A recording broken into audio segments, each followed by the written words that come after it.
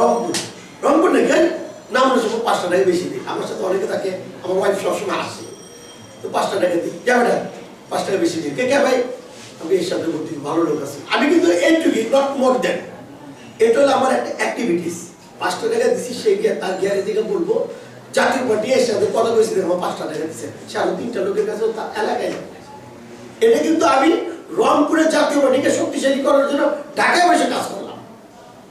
যখন বলি যে ভাই কই বাড়ি ধানমন্ডি, আর ভাই ফিরোজ ভাই তো আমাদের লিডার আছে, ওই ভাই ওনার খবর, এটা কিন্তু যখন মতিঝিলের কথা আসে তখন বলি রুবেল ভাই কিন্তু আমাদের লিডার, ওখানে খেয়াল আছে না? এটা কিন্তু একটু খেয়াল রাখেন, নাইস লোক। এই যে বলাটা, এই যে এটাই কিন্তু একটা সাংগঠনিক জব।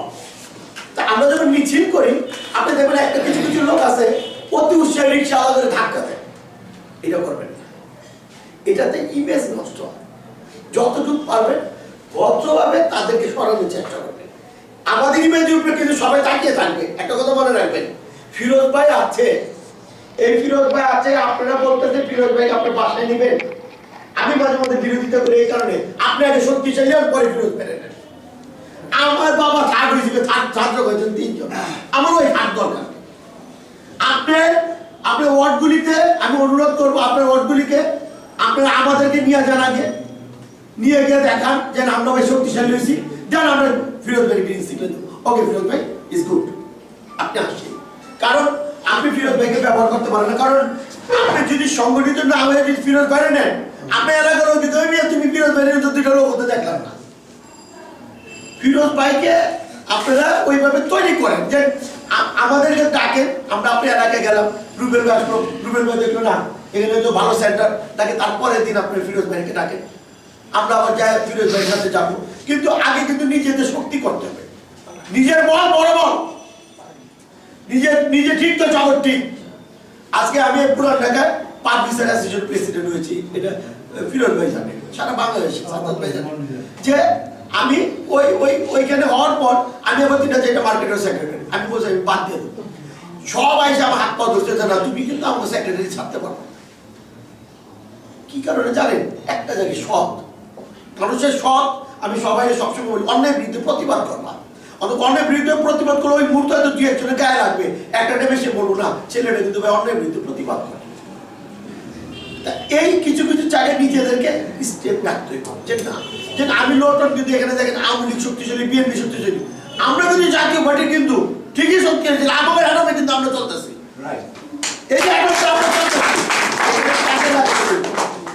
জাফর ভাই রুম খুলে দিছে, আমি জাফর ভাইয়ের খুব ক্লোজ ছোট ভাই, জন্মের পরে উনারে দেখছি যে লোটন আর যাই লোটন বাংলাদেশে কি ওর আমার সামনে ব্যাধমি করবো না, লোটন আমার দেখলে আগে সালাম দিয়ে তারপর বসবো।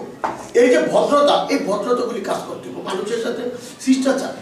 এটা আপনি সালাম দিবেন, ভাই ফিরোজ ভাই কি মসজিদে যাবেন, এই দেখবেন হাজি সেলিমের টিম, হাজি সেলিম নিজে শিক্ষিত না, আরে বাবা সব ঢাকা ইউনিভার্সিটি পুরো আমার নামে দিচ্ছে মসজিদে লিফলেট বিলে করছে, আমি ফলো করছি এটা। তা আমি তখন তাকায় দেখুন যে ও তো মাঠে নামে দিচ্ছে। এই যে ফিরোজ ভাই যে আসছে, আজকে ফিরোজ ভাই আসছে, আজকে আমাদের প্রেসিডেন্ট আজাদ ভাই নাই, আজাদ ভাই কিডনির প্রবলেম, কখনো কখনো কিডনিতে ব্লাড হয়, ব্লাডের উনি পায় না, এটা তার একটা প্রবলেম অ্যারেঞ্জ করছে। বাট আমি ফিরোজ ভাইকে বলবো, সেক্রেটারিকে বলবো, এটা অন্যভাবে নিয়ে তা আমি এটুকু করে আপনারা আমি কিন্তু এখানে আসার আগেও এই কয়টা ওয়ার্ডে কারা কারা চেয়ারম্যান নির্বাচন করবো আমি মুরব্বীদের সাথে বসছিলাম। আমি কিন্তু বসে ওখান থেকে আসছি, আমার ফোন করতেছে, আমি 8-10টা মুরব্বীর সাথে বসছি, তাদের যে কথা বলতেছিলাম, তারা আসছে আমার কাছে দেখা করার জন্য। তো এই যে একটা হইলো কি, মানুষ ইলেকশনে যাওয়ার পর না যে বললো না রুবেল ভাই যে ভোট কেন্দ্রে গেলাম, ওই আমি জাতীয় পার্টির লোক পাইলাম না, তো ওই লোকটা চিন্তা করে ভোট দিতে যাবো, এনে জাতীয় পার্টির লোকই এনে দিয়ে লাভ কি? আগে নিজের একটা বিয়ে বাড়িতে যদি বোম বাড়তি না ফুটে আরো সচেতন না, বিয়ে বাড়ি কি? আকবর চৌধুরী আছে, এই সবাই আছে, আমাদের সিটি ভাইস প্রেসিডেন্ট সাজ্জাদ আছে, এগুলো সবাই আছে। আমরা এখানে দীর্ঘক্ষণ সময় বক্তৃতা করছে, আমি তো আপনাদের এই অঞ্চলের ছেলে, আমার বাসায় একটা বাসিংটন রোড, এই জগন্নাথ কলেজে পড়াশোনা করেছি। 65 সালে যখন এই দেশে একটা মারাত্মক দাঙ্গা হইল, সাম্প্রদায়িক দাঙ্গা, তখন বঙ্গবন্ধু একটা লিফলেট আমার লিফলেট দিয়েছিল বাঙালি রুখিয়ে দাঁড়াও, তাকে জেলেও যাইতেছিল ওই জন্য। সেদিন এই অঞ্চল থেকে যত এখানকার হিন্দু অধ্যুষিত এলাকা আমাদের এটা, আমাদের তাঁতিবাজার, রায়সাহেবের বাজার, গোয়ালনগর থেকে শুরু করে আপনাদের এই অঞ্চলটা সাকারি বাজার ইত্যাদি আমাদের পার্টিকুলার তখন সিন্ধুরা অনেক ব্যবসায়ী ছিল, অনেক বাড়িঘর। এখান থেকে আমাদের কাজ ছিল জগন্নাথ কলেজ, এত বিল্ডিং তখন হয় নাই, কিন্তু কলেজ অনেক বড় ছিল, 12,000 ছাত্র পড়তো। এই 12,000 ছাত্র ভলান্টিয়ার বানিয়ে আমাদের প্রিন্সিপাল ছিল সাইদুর রহমান, অজিত ঘোষ ছিলেন আমাদের বাংলার শিক্ষক, সলিম ভদ্র ছিলেন ইংলিশের হেড। এই সমস্ত আন্তর্জাতিক খ্যাতিসম্পন্ন শিক্ষক এখানে নেই। রবীন্দ্রনাথ বলেছিলেন শান্তিনিকেতনে যে আমার অজিত বাংলা জানে, সে অজিত ঘোষ ছিল আমাদের বাংলার হেড। তারা আমাদেরকে বললো যে এই সময় যৌবন যার, যুদ্ধ যাওয়ার সময় তার, তোমরা এখন মানবতার সাথে এগিয়ে আসো, মানুষকে বাঁচাও। আমরা সমস্ত এক সময় 100-200 ছেলে আসতাম, একটা পরিবারকে উদ্ধার করে নিয়ে যেতাম, কলেজে আমরা রাখতাম, ওখানে ডেকে খিচুড়ি পাক হতো, সবাই খেত।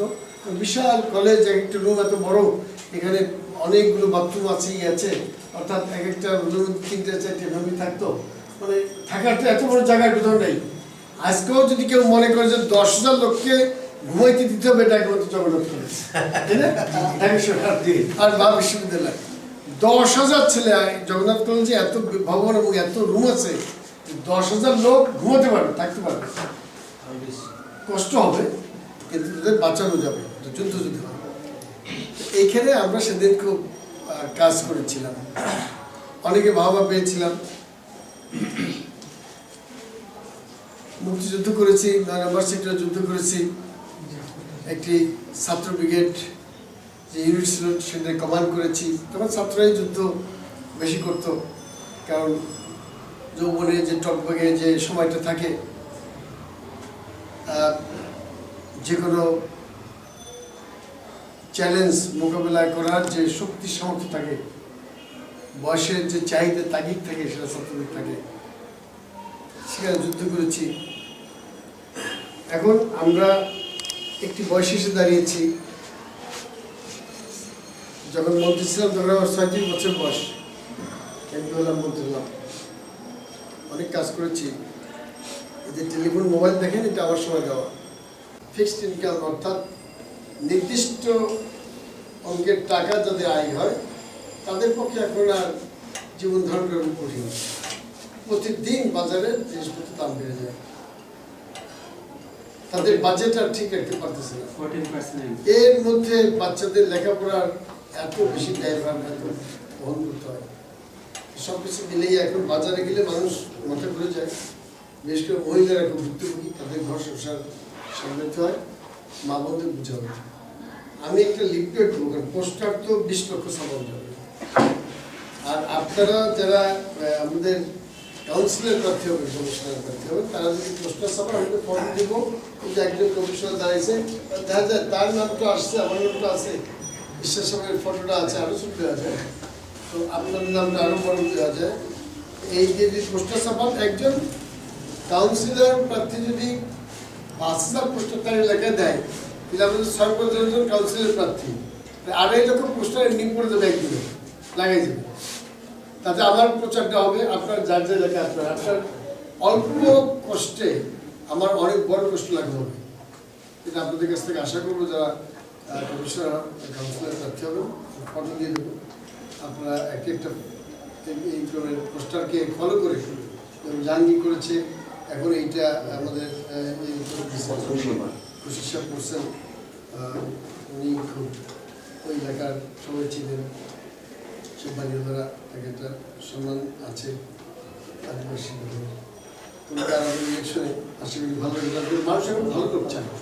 একটা কথা কি, আপনার কতগুলো ইলেকশন তো দেখলেন, নারায়ণগঞ্জে ওই ভদ্রমূল্যে পোস্টার লাগিয়ে দিতে দেয় না, একসময় ছিল এক রাত্রে আমাদের ছাত্রলীগ যুবলীগ যাইয়া, কি কব, আমি তো যুবলীগও প্রতিষ্ঠা করেছিলাম, এখন সেই যুবলীগে এটি করবো, এটা বুঝতে পারি।